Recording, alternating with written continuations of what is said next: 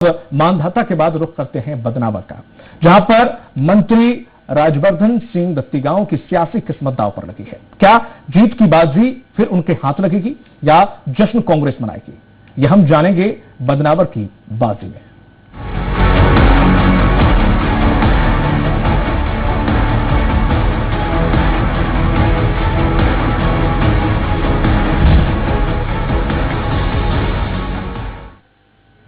बदनावर के उपचुनाव में बीजेपी और कांग्रेस के साथ ही बसपा का प्रत्याशी भी मैदान में है। इस सीट पर बीजेपी उद्योग मंत्री राजवर्धन सिंह दत्तीगांव और शिवराज सरकार के द्वारा कराए गए विकास कार्यों के नाम पर वोट मांग रही है। चुनाव में मुख्यमंत्री शिवराज सिंह चौहान के चेहरे को सामने करके भी पार्टी मतदाताओं को अपने पक्ष में करने में लगी हुई है। वहीं कांग्रेस लोकतंत्र की हत्या का मामला उठाकर वोट मांग रही है। साथ ही कमलनाथ सरकार के 15 महीने के कार्यकाल को भी जनता को बताया जा रहा है। बात बसपा की करें तो इस क्षेत्र में उसका कोई माहौल नहीं है, मतलब सीधी टक्कर बीजेपी और कांग्रेस के बीच है। और इसमें भी फिलहाल कौन आगे है, चलिए इस पर बात करें। उससे पहले देखते हैं रिपोर्ट।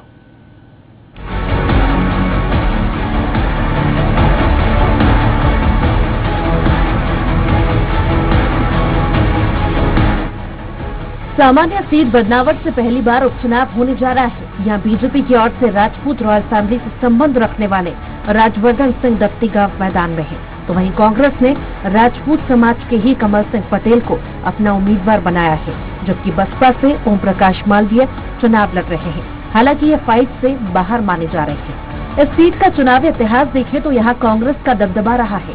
1957 से लेकर अब तक 7 बार कांग्रेस जीत हासिल करने में सफल रही है। इसमें 2003, 2008 और 2018 के विधानसभा चुनाव में राजवर्धन सिंह दत्तीगांव ने पंजे की धाक जमाई। दत्तीगांव 1998 में इस सीट से निर्दलीय के रूप में भी चुनाव लड़ चुके हैं। इन्होंने अपने पहले प्रयास में ही करीब 30,000 वोट हासिल कर तमाम राजनीतिक पंडितों को चौंका दिया था। लगातार 2 चुनाव जीतने के बाद 2013 में राजवर्धन सिंह को बीजेपी के भंवर सिंह शेखावत ने हराया, लेकिन इसके बाद 2018 में उन्होंने शेखावत को 40,000 से भी ज्यादा मतों के अंतर से मात दी।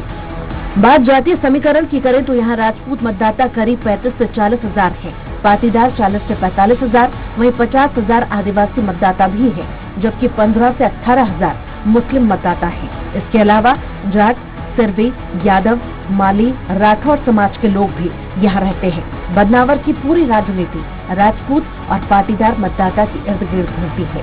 यही निर्णायक मतदाता है और यही कारण है कि दोनों ही प्रमुख पार्टियां बीजेपी और कांग्रेस राजपूत और पाटीदार प्रत्याशी चुनने में ज्यादा विश्वास रखती है। करीब 2 लाख मतदाताओं वाले इस विधानसभा क्षेत्रों में समस्याओं की कमी नहीं है। यहाँ बेरोजगारी हमेशा से ही बड़ा मुद्दा रहा है। वहीं सरकारी अस्पताल भगवान भरोसे हैं। बलवंती नदी सालों से उपेक्षा का शिकार हो रही है, ये अब धीरे धीरे नाले में बदल रही है। शिक्षा के क्षेत्र में कोई बड़ा सुधार नहीं हुआ। किसानों के लिए कोई खास काम नहीं किए गए, लिहाजा अन्नदाता आक्रोशित हैं। खैर, अब इन सबके बीच बदनावर की बाजी कौन जीतता है, देखना दिलचस्प होगा। Bureau report, Swaraj express. Badnawar की बाजी किसके नाम रहेगी, इस पर बात करने के लिए हमारे साथ लगातार बने हुए वरिष्ठ पत्रकार रमेश शर्मा जी बदनावर से फोन पर हमारे साथ जुड़ेंगे, मनोज सोलंकी, और इसके साथ ही बात होगी बीजेपी और कांग्रेस के प्रत्याशी और क्षेत्रीय नेताओं से भी। शर्मा जी, जिस तरीके से देखा जाए बदनावर में, जहां कांग्रेस पर या फिर जो राजवर्धन दत्तीगांव उनके चेहरे पर, दोनों में से किसी एक पर जनता वोट देती आई है। अगर कांग्रेस को देती है तो जाहिर है कि उनका पलड़ा भारी होगा, उनके चेहरे पर देती है तो जाहिर है बीजेपी का पलड़ा भारी होगा, क्योंकि यहां पर सबसे ज्यादा कांग्रेस ने ही राज किया है।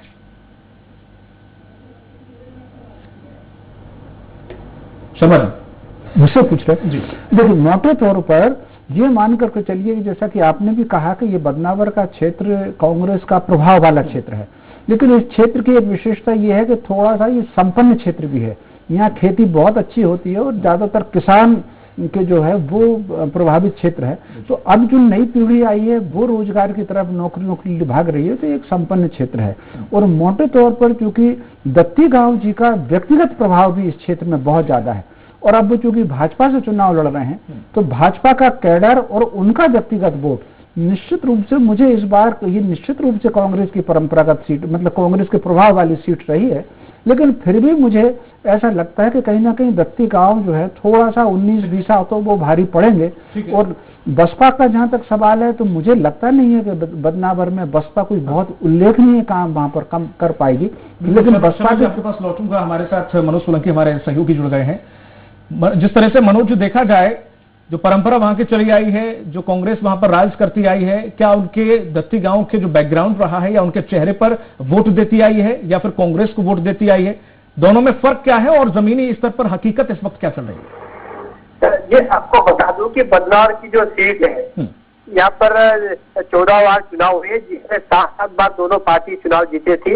यानी कि तो मान सकते हैं कि ये सिर्फ किसी भी दल की परंपरा की सीट नहीं है। यहाँ पर जिसका अच्छा व्यवहार होता है, जो क्षेत्र में काम करता है, उसी व्यक्ति को जनता चुनती है। और इसी तरह जब जिला चुनाव लड़े थे 1991, उसके बाद में लगातार क्षेत्र में सक्रिय है वो, और अभी वो उपचुनाव मैदान में आए हैं और वो अपने विकास कार्य के आधार पर जनता के बीच में जा रहे हैं और विकास मुद्दा बनाकर शिवराज सिंह चौहान का जो चेहरा है उसे मुद्दा बनाकर भारतीय जनता पार्टी चुनाव मैदान में है। दल बदल का कोई वहां पर कोई मुद्दा है, जनता में आक्रोश किसी प्रकार का? नहीं, जनता में आक्रोश तो दल बदल को लेकर कुछ नहीं है, किंतु कांग्रेस के जो कार्यकर्ता है वो दत्ती गांव से नाराज है। तो मुद्दा बना चल रहे हैं कि दत्ती गांव ने कांग्रेस को छोड़कर कार्यकर्ताओं की भावना का सम्मान नहीं किया। तो इसी तरह वो कांग्रेस जरूर यहाँ पर दल बदल का जो मुद्दा है उसको यहाँ पर उठा रही है और इसी मुद्दे को लेकर जनता के बीच में जा रही है और बता रही है कि कमलनाथ की सरकार को इन लोगों ने गिरा दिया था। इसी तरह कांग्रेस दल बदल का जो मुद्दा चल रहा है उसको लेकर आगे बढ़ रही है। ठीक है, लेकिन पैठ किसकी सबसे ज्यादा है, राजवर्धन सिंह दत्ती गांव की या फिर कमल सिंह की? जी आपको बता दूं कि दत्ती गांव इंसानों की बात में लगातार बदनाव से सक्रिय है और उनके जो पिता स्वर्गीय प्रेम सिंह दत्ती गांव थे तो वो चुनाव लड़े थे, यहाँ के विधायक रह चुके हैं। इस तरह दत्ती गांव परिवार का बदनाव क्षेत्र से काफी पारिवारिक ताल्लुकात बन गया है क्योंकि गांव की पहचान हो चुकी है। जब वो कांग्रेस में थे उसके बाद जब भाजपा में शामिल हुए उसके बाद में उनके साथ में कांग्रेस के बड़ी संख्या में कार्यकर्ता और नेता यहाँ पर भाजपा में शामिल हुए हैं। इस तरह से जो लोग कांग्रेस छोड़ को भाजपा में शामिल हुए हैं इससे भाजपा जरूर यहाँ पर कुछ यहाँ पर मजबूत दिखाई दे रही है क्योंकि कांग्रेस के वोट बैंक टूटा है। जी चलिए, तमाम जानकारी के लिए शुक्रिया आपका मनोज शर्मा जी। जिस तरीके से देखा जाए कमल सिंह पटेल और दत्ती गांव, लेकिन हमारे साथ राजीव यादव, अभी जुड़ूंगा आपसे सवाल करूंगा शर्मा जी, लेकिन राजीव यादव जुड़े हुए हैं जो कि जिला अध्यक्ष हैं वहां के। जिस तरीके से राजीव जी, सबसे पहले तो स्वराज एक्सप्रेस में आपका स्वागत है। आपको बहुत बहुत शुभकामना। राजवर्धन सिंह दत्ती गांव की उम्मीदें जनता को बहुत थी उनसे, हालांकि उन्होंने पार्टी बदली, अब बीजेपी से भी उम्मीदें हैं कि सिर्फ उन्हीं से उम्मीदें हैं? नहीं, बीजेपी संगठन तो नीचे केडर बेस्ड संगठन है। हाँ। और जितने भी कार्यकर्ता चुनाव में लगे हैं सभी को उनसे भी उम्मीद है और उनको भी सभी कार्यकर्ताओं से उम्मीद है और उस उम्मीद पे वो खरा उतरे हैं। निश्चित तौर पे अभी 2000 करोड़ रुपए की सड़क की सौगात लेकर, नर्मदा परियोजना की सौगात लेकर हर जन के विकास के लिए उन्होंने सारे विकास के हर आयाम खोल दिए हैं।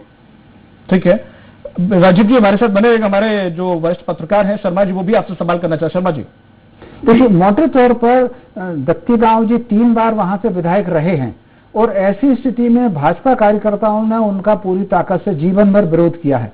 अब कैसे वो सहज रूप से उनको स्वीकार कर लेंगे, ये समस्या कितनी है बदनावर में? नहीं, इस प्रकार की वो समस्या है नहीं क्योंकि वो सादा दिल से जो भी पिछली बार पहले भी जो कांग्रेस में रहे कभी किसी के साथ कोई पार्शियलिटी नहीं की। बदनावर के विकास के लिए उन्होंने हमेशा तत्पर रहे, उसके विकास को बढ़ाने के लिए, हर प्रकार की योजनाओं को लाने के लिए। ठीक है राजीव जी हमारे साथ बने रहेगा। शरद सिंह सिसोदिया प्रदेश कांग्रेस महामंत्री हमारे साथ जुड़ गए हैं। शरद जी, आपका स्वराज एक्सप्रेस में बहुत बहुत स्वागत है। थैंक यू, नमस्कार। लेकिन शरद जी, जिस तरीके से माहौल अभी तक दत्ती गांव जिस तरीके से राजवर्धन सिंह दत्ती गांव जीतते रहे हैं और लोग उन पर विश्वास करते रहे हैं, पारिवारिक बैकग्राउंड है उनका, सियासी जमीन पर उनकी अच्छी खासी पकड़ है, अब ऐसे में वो बीजेपी का दामन थाम लिए, कांग्रेस कितना कमजोर हुई है? और कहा जा रहा है कि वहां के जो प्रत्याशी हैं जो कि खड़े हुए हैं कमल पटेल जी, उनका खुद ही लोगों को जो उनकी उम्मीदवार हैं कांग्रेस के वही उनका विरोध कर रहे थे, यहां तक कि गंगा जल भी उठवाया गया था कि नहीं आप सपोर्ट करेंगे। कितना सत्यता है? नहीं, देखिए क्या है, मैंने पहले भी कहा है, मैं फिर कहूंगा, कि कांग्रेस वहां पर कमजोर नहीं हुई है। कांग्रेस तो मजबूत है ही, और कांग्रेस तो सालों से मजबूत है। आज से मजबूत थोड़ी, कांग्रेस तो सालों से मजबूत है। और किसी के आने या जाने से कोई फर्क थोड़ी पड़ता है। कांग्रेस का जो सच्चा कार्यकर्ता है, कांग्रेस की जो आइडियोलॉजी है जिनके लोगों के दिमाग में है, वो सब कांग्रेस को वोट देंगे। वो कांग्रेस के लिए काम कर रहे हैं। और आज की पोजीशन में कमल पटेल जी की बहुत ही पोजीशन, बहुत बढ़िया पोजीशन है उनकी। वो काफी अच्छी लीड से जीत रहे हैं वो। राजीव जी, जब कांग्रेस इतने सालों से यहाँ पर थी, इतना काफी वक्त कांग्रेस ने यहाँ पर राज किया, और ऐसे में क्या कुछ विकास हुआ जिसके दम पर अब शरद जी दम भर रहे हैं कि कांग्रेस ही यहाँ पर फिर से जीतेगी, चेहरा चाहे फिर कोई भी हो? यहाँ की आम जनता से लेके सभी लोगों को पता है कि विकास सिर्फ भाजपा ही करा सकती है। पिछले कार्यकाल में भी जब भाजपा की सरकार थी तो 500 किलोमीटर की सड़कें बनी है यहाँ पर। ऐसा कोई गांव नहीं रहा होगा छूता जहाँ पे सड़कें नहीं पहुंची है। क्योंकि राजवर्धन सिंह जी का एक व्यवहारिक पक्ष रहा है, उनका एक सैद्धांतिक पक्ष रहा है, और उसी सिद्धांत के आधार पर वो कांग्रेस छोड़ के आए हैं। तो उनका तो वो तो है ही सही, प्लस बीजेपी का वोट बैंक मिलकर मैं कहता हूँ इतने अधिक मतों से जीतेंगे कि कांग्रेस का कोई जनाधार नहीं है यहाँ पर। आप उसकी वास्तविकता तलाशेंगे, कांग्रेस का ने पास मुद्दे हैं, ना कांग्रेस के पास कोई विचार है, ना कांग्रेस के पास कोई चेहरा है ऐसा जो आके यहाँ प्रभावित कर ले जनता को। शरद जी, जिस तरीके से राजीव जी कह रहे हैं कि उनके पास कोई जनाधार नहीं है, बल्कि हालांकि आप तो कई बार यहाँ चुनाव जीतते आ रहे हैं, फिर भी जनाधार बना नहीं पाए। देखिए, कांग्रेस का जनाधार शुरू से ही है। मैंने अभी से आपसे कहा है, दूसरा बदनावर के इतिहास में 2958 करोड़ के काम कमलनाथ जी ने करे अपने 15 महीने के स्वर्णिम कार्यकाल। ये अपने आप में बहुत बड़ी बात है। क्या होता है, योजनाएं शुरू कर देना, ला देना, एक अलग चीज है, लेकिन कमलनाथ जी ने अपने कार्यकाल में योजनाएं सैंक्शन भी करी है, बकायदा वर्क ऑर्डर करे हैं, और बकायदा सब चीजें जो है वो जनता के पटल पर है, इसको कोई छुपा नहीं सकता है। आज 13,000 किसानों का कर्जा माफ करना, इसके अलावा 1641 करोड़ की योजना जो लाए हैं। आज आप बताइए मेरे को कि आज 7.5 करोड़ का हॉस्पिटल दिया है। जब इतना कुछ शरद जी किया था, फिर राजवर्धन सिंह दत्तीगांव वहां क्यों चले गए, बीजेपी में क्यों चले गए? वो तो ये कह रहे हैं कि कांग्रेस कुछ करा ही नहीं रही थी। शर्मा जी भी हमारे साथ वरिष्ठ पत्रकार जुड़े हुए, वो भी आपसे सवाल करना चाहते हैं। ये इनका व्यक्तिगत सोच। मैं समझता हूँ कि राजवर्धन सिंह जी भी ये बात जानते हैं कि कांग्रेस ही ऐसी पार्टी जो इस देश का भला कर सकती है, इस प्रदेश का भला कर सकती है और अपने क्षेत्र का भला कर सकते हैं। तो सब कुछ मिल रहा था तो फिर आखिर वो क्यों गए, सवाल ये उठता है। शर्मा जी, सवाल शरद जी से कोई? शरद जी, मैं आपसे ये जानना चाहता हूँ, क्योंकि दत्तीगांव जी वहाँ बदनावर के लिए एक साधारण नेता नहीं है, उनका अपना पार्टी के साथ साथ व्यक्तिगत जनाधार भी है, और ये आप भी अच्छी तरीके से जानते हैं। अगर वो चूंकि भाजपा में चले गए हैं, जो उनका व्यक्तिगत जनाधार चला गया है, जो कार्यकर्ता उनके साथ चले गए हैं, इस घाटे को आप कैसे पूरा करेंगे? देखिए, सबसे बड़ी बात क्या है, लोगों की भावनाओं के साथ खेला गया है ना। आज जो कार्यकर्ता सालों से काम कर रहा है कांग्रेस का, आज आप उठा के उसका वोट जो है वो दे देते हो किसी और को, और आज उसके कारण वहां पर चुनाव फेस करना पड़ता है। पूरे हिंदुस्तान में जैसे बदनावर को बदनाम कर दिया उन्होंने पूरी तरह से कि यार सब लोग एक ही बात कहते कि बदनावर का विधायक भी चले गए हैं। तो ये सब चीजें कहीं ना कहीं फर्क तो पड़ता है इन सब चीजों से। लेकिन अच्छा, हमारे हिंदुस्तान में क्या भावना है, बहुत बड़ी चीज है, हमारे यहाँ फीलिंग्स का ही खेल है पूरा। देखिए शरद जी, नाराज वो मतदाता होगा जिस मतदाता ने दत्तीगांव जी को जिताया था। अब उसमें से पार्ट, भले चाहे 1% हो, आधा % हो, वो उनके साथ वापस लौट करके चला गया। भाजपा को दोबारा ये मौका मिला है कि वो अपने बैनर के किसी आदमी को जिता सके, तो नाराजी कांग्रेस के मतदाता में और कांग्रेस के कार्यकर्ता में हो सकती है, भाजपा के वोटर में नाराजी क्यों होगी? नहीं, देखिए, मैं समझता हूं कि जो भाजपा के वोटर हैं वो भी इस बात को समझ रहे हैं कि उन्होंने कैसे व्यक्ति को ले लिया है जिन्होंने कांग्रेस के साथ धोखा दिया है, वहां की जनता के साथ धोखा किया। क्या गारंटी कि आगे नहीं करेंगे, आगे भी तो कर सकते हैं ना। तो शरद जी, उम्मीदवार से तो आपके भी काफी अंदरूनी तौर पर विरोध हुआ था। जो स्थानीय उम्मीदवार थे जी कमल सिंह पटेल जी के लिए, उनका समर्थन देंगे, उनसे गंगा जल उठवाया गया। कई ऐसे प्रत्याशी थे जिन्होंने भोपाल तक में चक्कर लगाए, किसी को ऑफर तक दिया गया, ऐसी कुछ खबरें थी। कहां तक सच्चाई है इसमें? क्या होता है, देखिए, हम सब लोगों ने मिलकर कांग्रेस से टिकट मांगा था, उसमें टिकट मैंने भी मांगा था और भी हमारे उम्मीदवार थे। लेकिन क्या होता है अल्टीमेटली सबने, मैंने पहले दिन से कहा और बाकी सबने भी यही कहा था कि कमलनाथ जी जिनको टिकट देंगे, कांग्रेस जिसको टिकट देगी हम उसके साथ में, और आज हम सब लोग काम कर ही रहे हैं। आप बता दें कोई काम नहीं, सब तो काम कर रहे हैं, लगातार सब लोग लगे हुए हैं, मेहनत कर रहे हैं, भिड़े हुए, और अच्छे रिजल्ट आएंगे। देखना आप 10 तारीख को जब रिजल्ट आएगा तो सबसे अच्छा रिजल्ट बदनावर का ही आएगा। ठीक है शर्मा जी, राजीव जी से कोई सवाल? राजीव जी मैं आपसे ये जानना चाह रहा हूँ, आमतौर पर भाजपा का कार्यकर्ता कैसे दत्तीगांव जी को एडजस्ट कर पाएगा? राज्यवर्धन सिंह जी विकास के मुद्दे पर बीजेपी में शामिल हुए, क्योंकि विकास कहीं न कहीं छिंदवाड़ा चले गया था। 15 महीने वो चिल्लाते रहे कि बदनावर के विकास के लिए मुझे नर्मदा पाइपलाइन चाहिए, लेकिन नर्मदा पाइपलाइन स्वीकृत हो रखी थी शिवराज सिंह जी चौहान के कार्यकाल में। उसके इनॉग्रेशन तक में वो एक बार भी नहीं आए।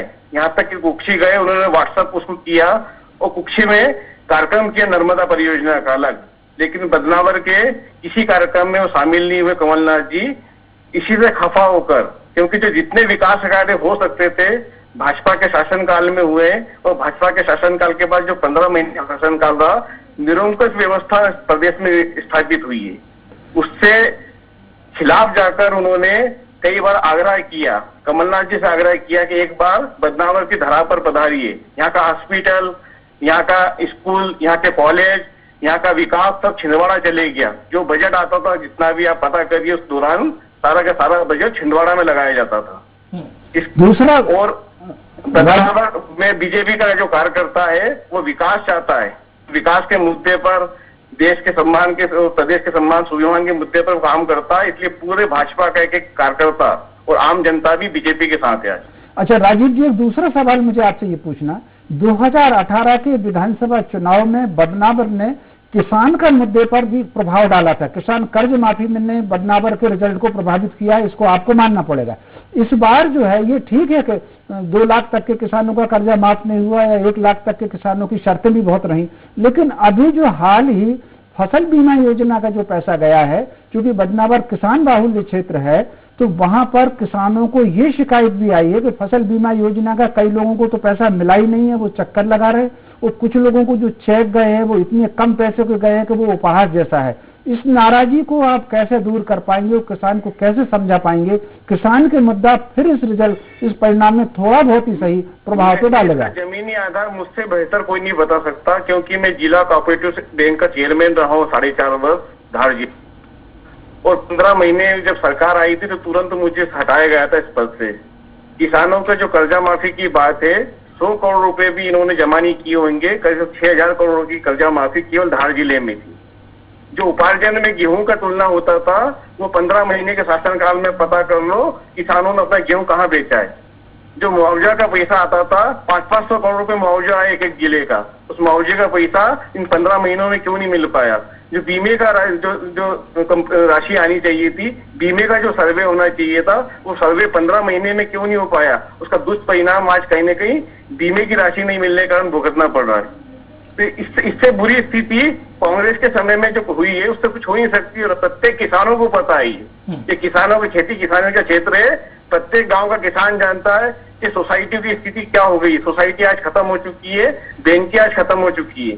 जो कर्जा माफी के रूप में इन्होंने इस्तेमाल किया जो सोसाइटी को, वो आज पूरी तरह खत्म हो चुकी है। इससे बेहतरीन, इससे खराब स्थिति को और कोई हो नहीं सकती किसानों के लिए।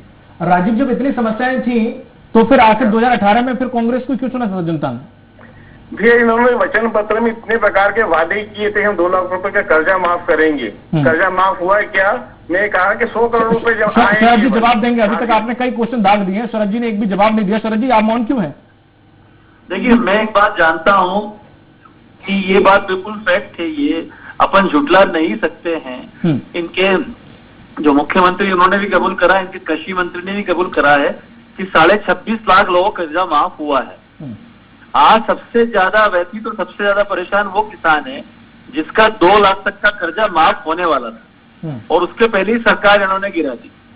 आज ये व्यक्ति एक किसान ये बात जानता है कि किसका कर्जा माफ हुआ, किसका नहीं हुआ है। आज 50,000 तक के कर्जे हुए हैं माफ, 1 लाख तक के हुए हैं, 2 लाख तक का मौका आने वाला था, वो सरकार गिरा दी। क्या होता है देखिए, करनी और करने में बहुत अंतर होता है भैया। उसको धार जिले में 6,000 करोड़ रुपए का कर्जा माफ होना है प्रत्येक किसान का, राष्ट्रीयकृत बैंकों का, कोऑपरेटिव बैंक का। उसमें से आप केवल 100 करोड़ रुपए डलवा रहे हो तो वो पूर्ति कैसे होगी? सवा साल में आपने 13,000 किसानों का कर्जा माफ हुआ है, बकायदा बदनावर के 13,000 किसानों का कर्जा माफ हुआ है। केवल फॉर्म 13,000 लोगों के फॉर्म भरे गए हैं, फॉर्म। अपने हाथ से राजवर्धन जी ने जो है सबको सर्टिफिकेट दिए हैं, अपने हाथ से दिए। कैसी बात कर रहे हैं आप? नहीं, उसके बाद में देखिए, मैं एक बात जानता हूँ, आज मैंने बदनावर का एक एक गांव घूमा है, एक एक गांव में गया हूँ मैं, वहाँ के एक एक गांव के व्यक्ति ने मुझे बताया है कि साहब हमारा कर्जा माफ हुआ है। और हमें सबसे ज्यादा रोष और आक्रोश इस बात का है कि हमारा 2 लाख तक का होने वाला था और आज हम वापिस कर्जे में है। अगर राजवर्धन सिंह नहीं जाते, ये सरकार नहीं गिरती, तो हमारा कर्जा माफ हो चुका होता और आज हम बिना कर्जे के रहते। ये बिल्कुल फैक्ट है, इसको आप झुटला नहीं सकते हो। रिकॉर्डेड होता है, आपके बताने से कोई चीजें हो थोड़ी जाएंगी। रिकॉर्डेड है। कोऑपरेटिव बैंक में आप पता करिए इस प्रोविजन के लिए कितना पैसा चाहिए था और कितना पहुंचा है सोसाइटियों में। कोऑपरेटिव बैंक में सारे लोगों के पास में आप देखिए पेन ड्राइव में एक एक डिटेल है। जिस किसान को अपने बारे में मालूम करना है वो मालूम कर सकता है। ये चीजें फैक्ट एंड फिगर्स जो होते हैं ना, फैक्ट एंड फिगर्स तो कोई चैलेंज नहीं। वो रिकॉर्डेड मेरे पास उसके एक सबूत पड़े हैं कि कितना कर्जा है धार जिले में प्रत्येक बैंकों के किसानों का और कितना पैसा इनके बैंकों के पास पहुंचा है। पैसा तो बैंकों को थोड़ी जाएगा ना। हाँ, कहीं हवा में थोड़ी जाएगा, बैंक के थ्रू जाएगा। बिल्कुल सही बात है और हुआ भी है, ऐसा नहीं हुआ है। उसमें शासन ने कितना पैसा डलाया, राष्ट्रीयकृत बैंकों में कितना पैसा डलाया और कोऑपरेटिव बैंकों में कितना पैसा डलाया, और पूरे जिले के किसानों का 6,000 से अधिक करोड़ से अधिक का कर्जा माफ होना था। तो 6,000 करोड़ रुपए राशि डलना चाहिए थी। 13,000 माफ हुआ की थी। 1.25 साल हो गए, 1.25 साल में 100 करोड़ रुपए डलवा रहा हूँ 6 करोड़ की जगह। तो किसानों को मैं एक बात जानता हूँ राजीव जी, देखिए एक बात जानता हूँ मैं, ये सब बातें किसान भी जानता है। और आप देखना, किसान अभी 3 तारीख को जब वोट डालेंगे तो अगेंस्ट में इसलिए डालेंगे कि उनके साथ बहुत बड़ी नाइंसाफी हुई है। ये बिल्कुल फैक्ट है, कोई उसको झुटला ही नहीं सकता इस चीज को। नहीं, किसानों ने 15 महीने जो भोगा है, जो विकास छिंदवाड़ा चले गया था, उस विकास के लिए छिंदवाड़ा विकास पूरे मध्य प्रदेश में हुआ है। कोई नहीं कह सकता कि विकास सिर्फ एक ही जगह हुआ है। यहाँ पता करिए ना भैया, स्वास्थ्य सुविधाएं चाहिए थी, शिक्षा के लिए विद्यालय चाहिए थे, महाविद्यालय चाहिए थे, एक भी कुछ पहुंच पाएंगे 15 महीनों में। देखिए शिवराज जी आए हैं, शिवराज जी के आने के बाद आज आप देखिए 100 रुपए में 100 यूनिट बिजली कोई जुटला सकता है? नहीं जुटला सकता। आज 21,000 रुपए जो आपकी कन्या राशि थी उसको 51,000 की कोई जुटला नहीं सकता। कहीं जिस तरीके से देखा जाए 21,000 पर्चियां, खाद्यान्न पर्चियां, 21,000 पर्चियां शिवराज सिंह जी चौहान के आने के बाद आम गरीब लोगों को मिली है। भोजन की व्यवस्था सुविधा चाहिए उसको। 21,000 पर्ची केवल बदनावर विधानसभा में, पूरे जिले में 90,000 से। ये सब बातें जो है ना, शरद जी जिस तरीके से आपका मैनिफेस्टो था और आपने जो जी राजीव जी आपके पास आऊंगा। शरद जी, जिस तरीके से आपका मैनिफेस्टो था, आपने वादे किए थे, आपके वादे कितने पूरे हुए तो जनता जानती है। आपके वादे पूरे नहीं हुए, इसका एक ठप्पा लगा के दत्तीगांव जी बीजेपी में चले गए। 2 मार आपको झेलनी पड़ी। तो जनता ने देखा कि आपने 15 महीने में कितना विकास किया। आप ये कहें कि कुछ धरातल पर नहीं उतर पाई, प्रोसेस में थी, या फिर किसानों का कर्ज माफ नहीं हो पाया। मैनिफेस्टो में आपने कहा था 10 दिन के अंदर। तो ऐसी कुछ चीजें थी। तो किसान अब आप मुद्दे क्या होंगे किसानों के पास? क्या मुंह लेके जाएंगे? क्या मुद्दे होंगे कि जो आपका प्रतिनिधि था जो पार्टी बदल के चला गया, ये लगा के मोहर कि आपकी सरकार सुन नहीं रही? नहीं, किसान, मैं समझता हूँ कि ये जो 15 महीने की सरकार है मध्य प्रदेश को जो मिली है, ये मध्य प्रदेश के इतिहास में नहीं मिल सकती। ना कमलनाथ जी जैसा मुख्यमंत्री मिल सकता। ये बात बीजेपी के लोग भी जानते हैं, ये बात पूरा हिंदुस्तान जानता है कि जितना काम कमलनाथ जी ने करा है अपने 15 महीने के कार्यकाल में, उतना कोई नहीं कर सकता। इतनी टेक्निकल प्रॉब्लम्स के बाद भी, 15 साल के शासन के बाद भी अगर उन्होंने अपने हाथ में शासन लिया है और इतनी जल्दी इतनी सारी चीजों को मूर्त रूप दे दिया है, तो ये बहुत बड़ी बात है, बहुत बड़ी बात। और कमलनाथ जी का इसमें पूरा आईफा अवार्ड देखिए, एक बहुत बड़ी बात बताता हूँ मैं आपको कहता हूँ, हमारे प्रदेश को ब्रांडिंग की भी जरूरत है, हमको इन्वेस्टमेंट की जरूरत है। इन्वेस्टमेंट और ब्रांड बनना इतना आसान नहीं होता है। कमलनाथ जी ने जो इनिशिएटिव लिया उसका रीजन ये है कि उन्होंने सोचा कि अगर मुझे पूरे हिंदुस्तान से, पूरे वर्ल्ड से लोगों को लाना है तो मुझे ऐसी चीजें करना पड़ेगी जिससे मेरे यहाँ का जो बेरोजगार युवक है वो आगे बढ़े। बदनावर में आज उद्योग की जो आवश्यकता है आज बदनावर को है, और बदनावर में 2000 करोड़ रुपए का उद्योग स्थापित करने के लिए एमओयू साइन करवा लिया राजवर्धन सिंह जी ने, और आने वाले भविष्य में 6000 करोड़ के उद्योग को लाने वाले हैं। बदनावर अच्छा, बहुत बढ़िया। अगर ऐसा होता है तो बहुत लोगों को रोजगार मिलेगा इससे। और कमलनाथ जी ने उद्योग के क्षेत्र की जब बात कर रहे हैं तो बदनावर को दिया क्या उन्होंने? चलिए राजीव जी, और तो आने वाला वक्त बताएगा। आने वाले 10 नवंबर को पता चल जाएगा कि जनता आखिर किसे चुनती है, कौन हवा हवाई बातें कर रहा है, अभी तक किसके मैनिफेस्टो में हवा हवाई वादे किए गए थे, जनता किससे त्रस्त हो और किससे नहीं, ये आने वाला समय बताया। चलिए राजीव जी और शरद जी, आपका बहुत बहुत शुक्रिया हमारे साथ जुड़ने के लिए। रमेश शर्मा जी, जिस तरीके से देखा जाए, एक अंतिम टिप्पणी आपकी चाहूंगा कि दोनों ही आपने नेताओं को सुना और दोनों ही नेता कुछ हवा हवाई बातें कर रहे थे। एक अपने 15 महीने के कार्यकाल को गिना रहे थे तो दूसरे अपने प्रत्याशी का दम भर रहे थे। इसकी क्या गारंटी है जो आज उनका ना हुआ वो आज आपका है तो कल आपका भी नहीं होगा? कैसे विश्वास किया जा सकता है आज विश्वास के समय में कि लोग छोटी सी चीज के लिए भी रिव्यू पढ़ते हैं, उसके बाद चीज खरीदते हैं? तो ऐसे में कितना जनता विश्वास कर पाएगी राजवर्धन सिंह दत्तीगांव पर? देखिए, मोटे तौर पर दीपक जी ये तो मान करके चलिए कि ये आरोप प्रत्यारोप तो लगते ही रहेंगे, और ये जो इस तरह के आरोप प्रत्यारोप लग रहे हैं इनका असर अभी मतदान होने तक और इनका गिर भी सकता है। लेकिन एक बात मैं बताऊं, जनता जो है कहीं ना कहीं मतदाता थोड़ा भोला भी होता है। आगे चल करके मान करके चलिए व्यक्तिगत पूर्वाग्रह और व्यक्तिगत लगाव, इसके कारण अगर 1% 2% वोट इधर उधर होता है तो वो होता है। बाकी धीरे धीरे करके लोगों का पार्टियों से और उनसे अपना लगाव होता है और उस आधार पर वो वोट करेंगे। मान करके चलिए कि व्यक्तिगत पसंद और नापसंद के आधार पर 2-3% से ज्यादा वोट प्रभावित नहीं होता। ये नेताओं की बातें सभाओं तक सीमित रहेंगी। मतदान का रिजल्ट केवल इस बात पर प्रभावित करेगा कि कौन व्यक्ति अपने समर्थक मतदाता को कितना मतदान केंद्र तक निकाल करके ले गए। चूंकि कोरोना का काल है, इस कोरोना काल में मतदान पर तो प्रभाव पड़ेगा, लेकिन फिर भी दत्तीगांव का व्यक्तिगत प्रभाव इस क्षेत्र में ज्यादा है। अब रिजल्ट तो 10 तारीख को ही पता चलेगा। और एक बात भी कहते हैं कि जो घाव दल बदल करने का जो जनता को लगा है या जनता नाराज है, कहते वक्त के साथ घाव भर जाता है, और 6 महीने तो वैसे ही बीत चुके, तो हो सकता है ये मामला भी थोड़ा निश्चित रूप से ये घाव तो भर जाएगा। दल बदल पहली बार नहीं हुआ, दल बदल 20वीं बार हुआ। मध्य प्रदेश में 1967 में कांग्रेस के 40 विधायकों ने दल बदल करके सरकार गिरा दी थी, जिसमें से 36 लौट के चले गए थे। जी चलिए, बहुत बहुत शुक्रिया आपका शर्मा जी हमारे साथ जुड़ने के लिए। बदनावर का सियासी इतिहास देखा जाए तो कुछ अपवाद छोड़कर यहां हमेशा सत्ता के विपरीत निर्णय लेने की परंपरा रही है। साल 1984 में इंदिरा गांधी की हत्या के बाद उपजी सहानुभूति लहर जैसे माहौल में जब कांग्रेस ने पूरे प्रदेश में जबरदस्त बहुमत हासिल किया था तो बदनावर में कांग्रेस उम्मीदवार चुनाव हार गए थे। यहां से भाजपा के रमेश चंद्र सिंह राठौर ने जीत दर्ज की थी। इसी तरह 1989 में भी पूरे देश में राम लहर थी और प्रदेश में भाजपा ने धमाकेदार ढंग से अपनी सरकार बनाई थी। तब भी यहां पर मतदाताओं ने भाजपा की बजाय कांग्रेस के उम्मीदवार प्रेम सिंह दत्तीगांव को जितवाकर विधानसभा भेजा था। इसी तरह 1993 में जब प्रदेश में कांग्रेस का जादू सिर चढ़कर बोल रहा था और कांग्रेस का हर छोटा बड़ा नेता जीत गया था, लेकिन बदनावर के मतदाताओं ने कांग्रेस की बजाय भाजपा पर विश्वास जताया था। खैर, तब और अब की परिस्थितियों में काफी अंतर है। वहीं ये आम नहीं बल्कि उपचुनाव है। अब जिसमें बीजेपी के पास दमदार प्रत्याशी के रूप में राजवर्धन सिंह है, तो कांग्रेस ने कमल सिंह पटेल पर दांव लगाया है, जो ज्यादा मजबूत नहीं माने जा रहे हैं। फिर भी देखते हैं कि बदनावर में बाजी कौन मारता है। इसी के साथ सत्ता के संग्राम में इतना ही। मुझे दीजिए इजाजत। नमस्कार।